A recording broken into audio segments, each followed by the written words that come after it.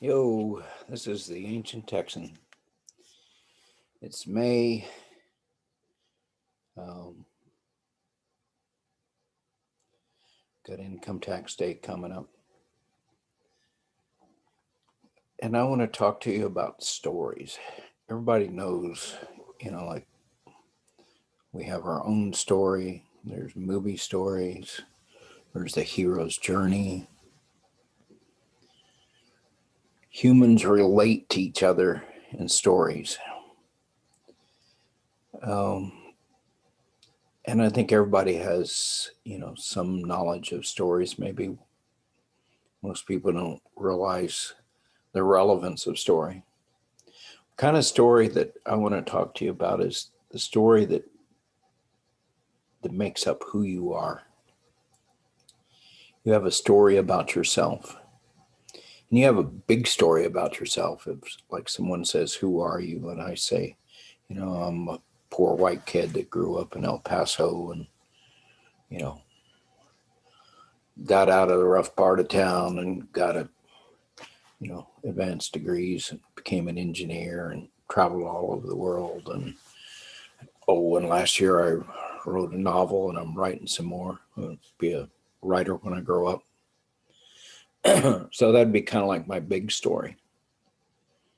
And everybody's got a big story, and there's also a story about how you feel about yourself and who you think you are and what kind of person. I'm a good person, or I have a little tendency to get angry. I suspect in most of our stories, in our version of the story, we're a little better than someone else might say. And our bad points we tamp down. But we also have kind of a dynamic, in the moment story or fragments of story. Um, Something happens and they trigger emotional response, and you kind of wrap that emotional response into a sentence fragment or a story fragment that's part of a bigger story. Um, I'll see if I can kind of and and the reason I'm going down this line, if you can learn to master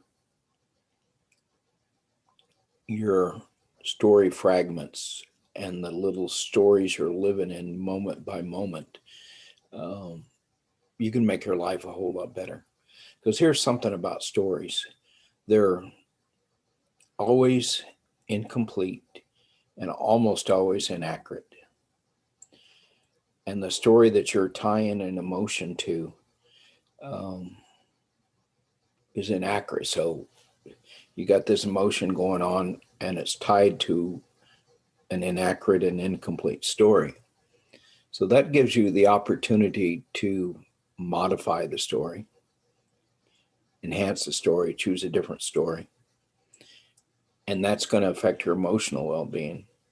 Your That emotion that kind of coexists with the story or the story fragment um, is temporary if you quit feeding it. It'll last 90 seconds, a couple of minutes or something, depending on how, emotionally attached you are to that story and that emotion. So by learning to identify what story you're in and asking yourself a simple question, is that an honest story that I'm playing in my head? Could that story be rewritten? Is there another story that might be better for me and for the situation? But mostly, is there a more honest story that I could move toward? If you can ask yourself that in real time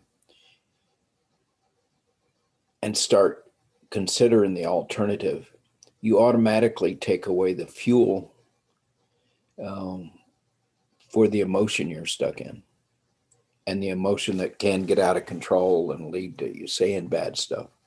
So I'm by no means an expert in this, but it has made an amazing difference in my life over the last few years. Now let's see if I doing an example is really hard, but here's one that a lot of times when my lady and I have a disagreement, we'll later say, my story is, and she'll say her story is, and then we talk about it.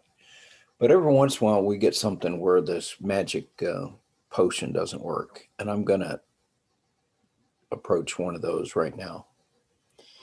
Well, my lady asked me to load the dishwasher. I load it. She looks at it and says, "You've just made my life harder, because when I have to unload it, there's no organization here. It's just random. You need to put plates together and the cups," and she has a whole system. I mean, her system is nice. Well, I think it's very boring to put stuff in like that, because I kind of like the challenge when I open the dishwasher of like looking at the disarray and saying I could grab that, and then leave this and that. So I kind of enjoy the take apart puzzle, going from the chaos to the order. But my argument is, well, if I load it, then I should be responsible for unloading it. So I don't want to be your helper. I don't want the situation being you're in charge of the dishwasher and I'm your helper. I would like you to transfer control of that job and responsibility to me, and I'll do the whole thing, and it shouldn't matter to you how I do it.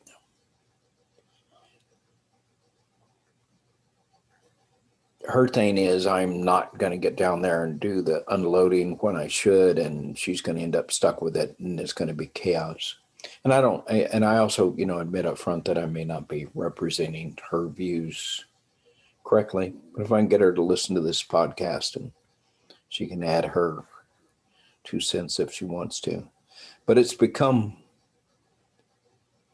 kind of a sensitive, emotional issue us on the dishwasher, which is, like, who could believe that? But I think we're pretty human. Now, there's some sub-stories going on there.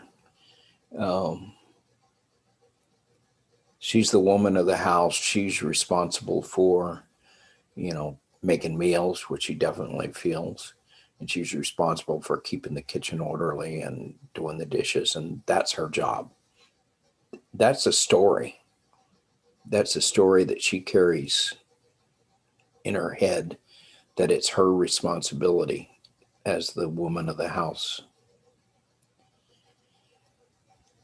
I carry a story in me that I don't like to be bossed. I don't want her to be the boss. I don't want to be the, I thought of a phrase, but I'm not going to say it. I'm not going to be the subordinate.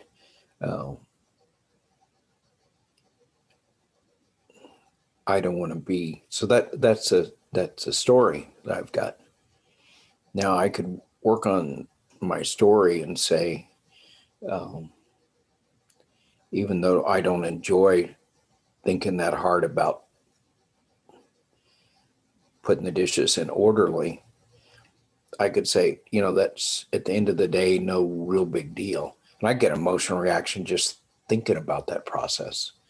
Because that action of mine to do it her way, it kind of feels like she's being the boss and I'm being the servant. Now I can logically do a workaround, but I'm having an emotional reaction that's tied to the I'm being boss story.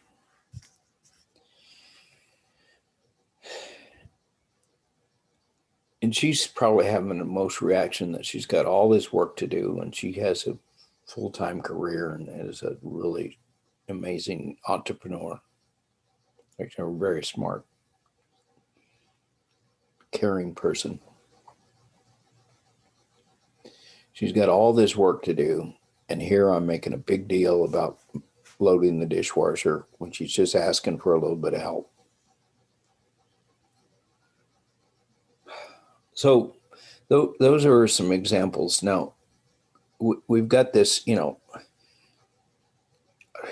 can always tell when you're kind of flipping into a story, like she's always doing that, or I never get to, or I'm always having to put up with this, or anytime you hear those all and never and those kind of phrases, it's a pretty good indication that you're flipping into a story. And you're in a story, whether you recognize it or not, all the time. There's no exception to that. You're in a story. Everything's a story. Democrat, Republican, you're in a story. MSNBC's in a story. And sometimes you're listening to someone else's story and you're in their story, and then you have a story about their story, but it's going on all the time. And the story is inaccurate and incomplete. So by making the story more accurate, most of the time, you'll improve your emotional reaction to that story and you'll improve your emotional well-being. And if you can make it more complete and put the story into perspective, you generally make yourself,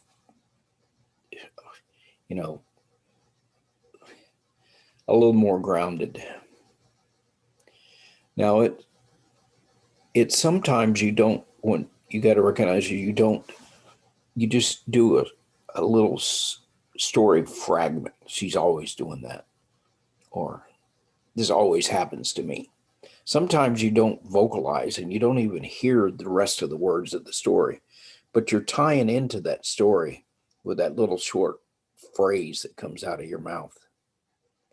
So when you feel bad emotion coming up, or you can do good emotions, but I choose to let those be, even if they're based on an emotion that maybe is not grounded. I don't want to become, Mr. Zen and chilled out about everything and not feeling so. For now, I'm letting the good emotions, they don't raise a flag. But when I start feeling a bad emotion,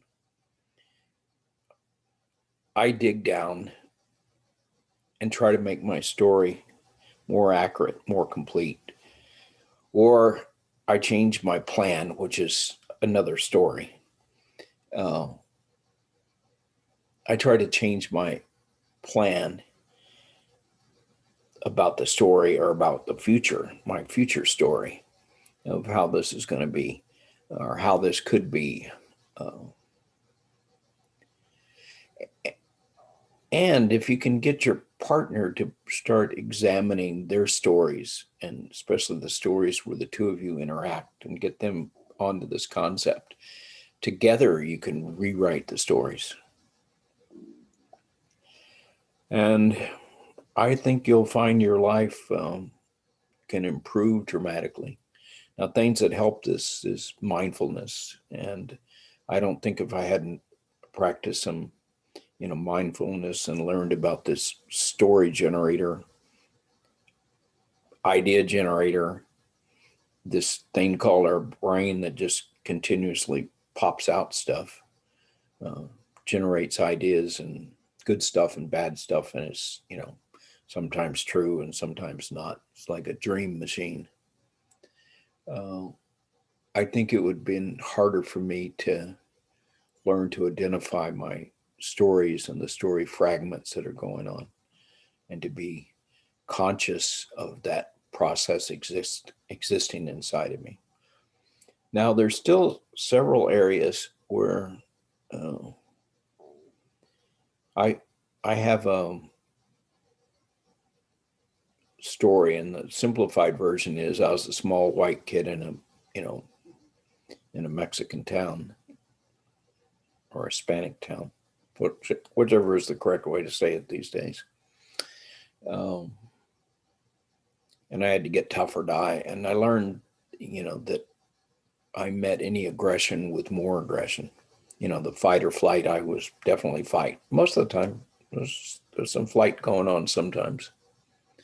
And I was always considering the option between those two things when I got in a tough spot. Well, that's carried on into my life that if someone says something a little aggressive toward me, I come back hard at them. Uh, and I'm not selective. I mean, I do it with guys, my boss or my subordinate. It's just, well, I don't necessarily think that's the best way to go through life. I think um,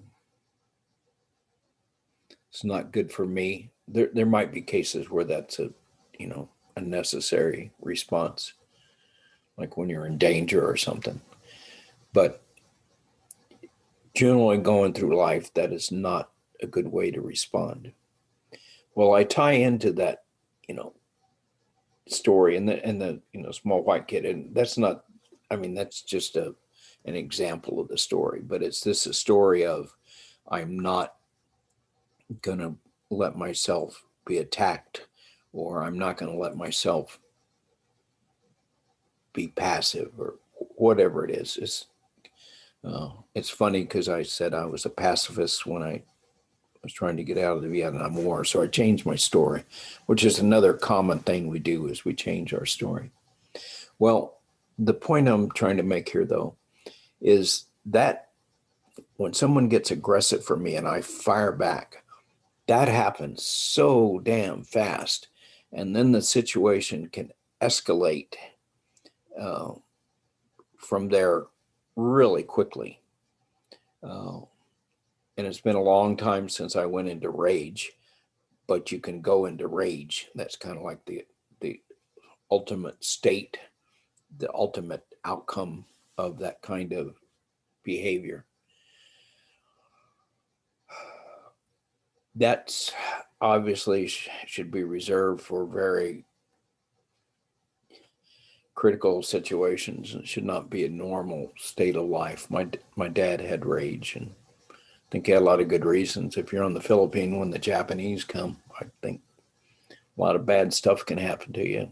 His dad died when he was 3, and them losing their business and being poor, I think that could cause rage. Not having enough food could cause rage. So my dad, I see more reason, and but I was around that example of rage growing up.